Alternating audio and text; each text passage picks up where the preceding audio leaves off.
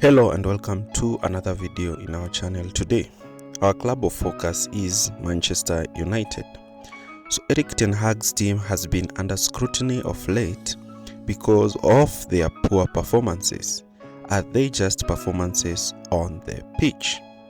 The recent outburst between Jadon Sancho and Erik ten Hag has caused a lot of problems for Manchester United, with the player refusing to apologize to the manager, showcasing the huge cracks in the Manchester United's dressing room.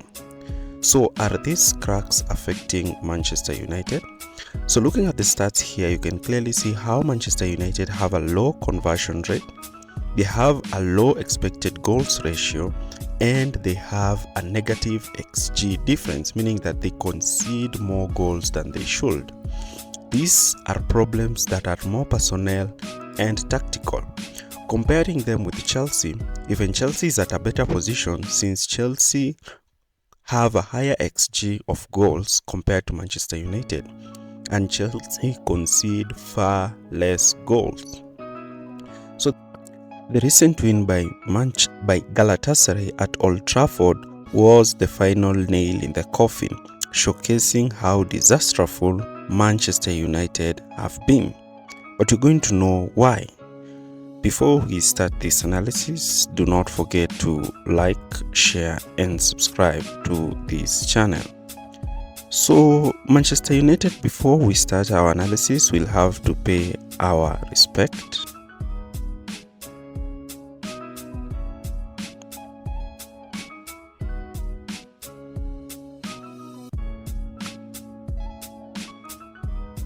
So Erik ten Hag has preferred the 4-2-3-1 system as his go-to formation, with the above personnel making the starting 11.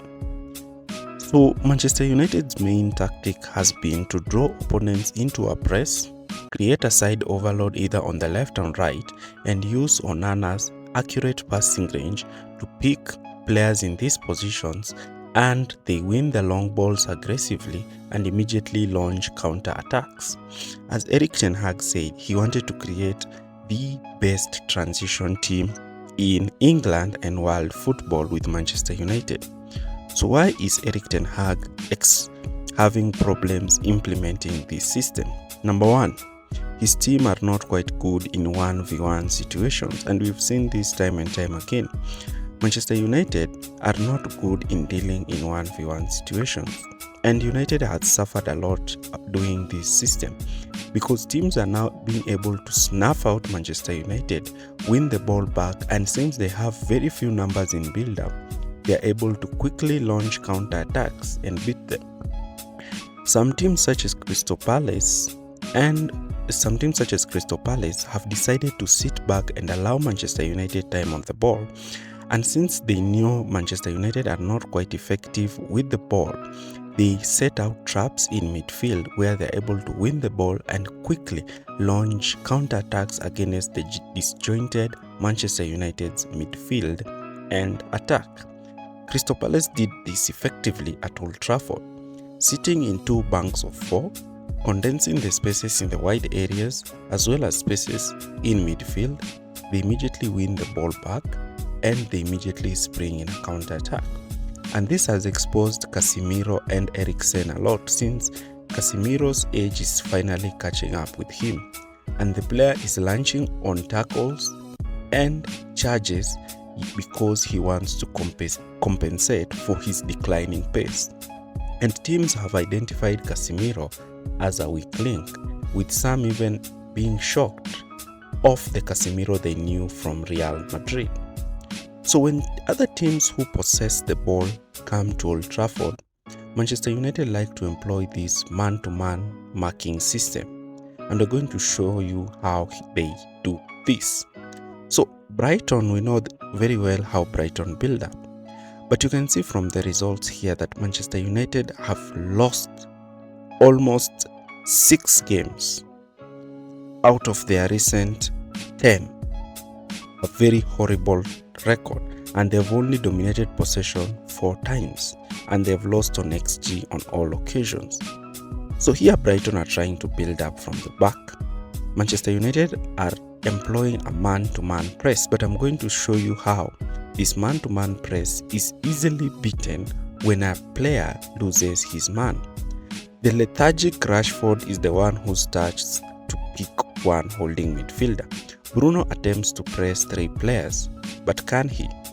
So Midal, Estupinan makes this run in the half space, and now United are in a 2v2 situation.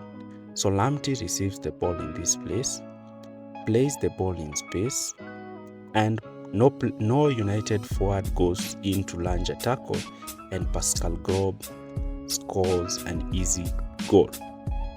This has been a problem that Manchester United has really struggled with, their disjointed defense. And Casemiro, who should have been in that position, was already dragged out of position. So United had set out their 2 forwards to be pressing the 2 centre-backs momentarily, with one forward picking the other centre-back while Bruno goes after the holding midfielder. So this piston system created problems for Brighton initially, until Brighton came up with a way of breaking this. So we know very well that Manchester United press half-heartedly, and the space in between their forward and midfield line is quite huge. So Brighton drops both Welbeck and their striker in midfield, and therefore they outnumber Manchester United in the central regions of the pitch. They are able now to break from the press, and now they are able to create overloads in the wide areas, as we have seen in the clip of the second goal they scored at Old Trafford. So in this position now, a player receives the ball and Manchester United are already outnumbered in the attacking phase of play. So Brighton decided to spread their centre-backs quite wide, and their 2 holding midfielders and their fullbacks. So this back 3 system enabled Manchester United to fail to press Brighton, and therefore Brighton were able to easily play through Manchester United's midfield. As I told you, Manchester United's midfield is so easy to play through. Casemiro is aging, and now the team is easily beaten in midfield. So what did Arsenal do? So Manchester United settled in a 4-2-3-1, limiting central progression for Arsenal. So what happened is Gabriel started to play wide, but rather than playing the ball to Zinchenko, who would have been free, Gabriel decides to play the ball to Gabriel Martinelli, who was making this inverted run. Plays the ball to Martinelli. Martinelli squares the ball to Zinchenko. Zinchenko runs with the ball, squares the ball to Nketiah. Now Odegaard is making the run in the half space. So Rice comes in short, receives the ball, plays the ball to Odegaard, and Odegaard scores the goal. That has been one of the problems for Manchester United. The man-marking system that Ten Hag has employed is failing because also the personnel are not putting effort. Manchester United's midfield is quite weak, and this is also indicated with how they attack. They least attack through the midfield. Their midfield is the most easily bypassed midfield in the league, and for a team like Manchester United to have a disjointed pressing system is really hurting them. Amrabat was brought in to try to solve this problem alongside Casemiro, but Erik ten Hag has insisted in playing Amrabat as a left back, a position where Amrabat has really struggled, especially at the game against Galatasaray, where we saw him constantly being threatened down that flank. On the other hand, Erik ten Hag's days at the Theatre of Dreams seems to be counted by the fans, with a lot of fans now shifting the blame to the manager and calling for his sacking. So, do you think Manchester United will change their fortunes? Thanks for watching.